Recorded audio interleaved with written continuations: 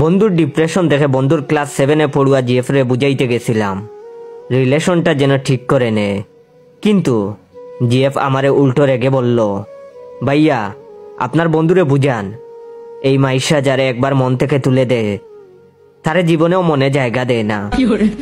আপনার বন্ধুরে আমি বারবার বলছি লাইফে সিরিয়াস হও, সামনের দিনগুলোর জন্য প্রস্তুতি নেও।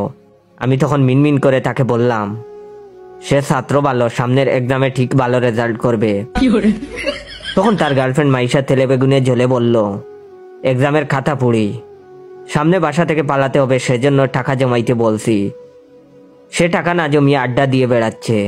জানেন আমি কতটা বিয়ের সম্বন্ধ আটকাচ্ছি শুধু ওরে ভালোবাসি বলে। আমেরিকান সিটিজেন ছেলে পর্যন্ত রিজেক্ট করে দিছি। মেয়ের এইসব জ্বালাময়ী ভাষণে বলতে সাহস পাইলাম না যে ক্লাস 7-এর মেয়ের বিয়ের প্রস্তাব কোন আমেরিকান বলদ দিছে।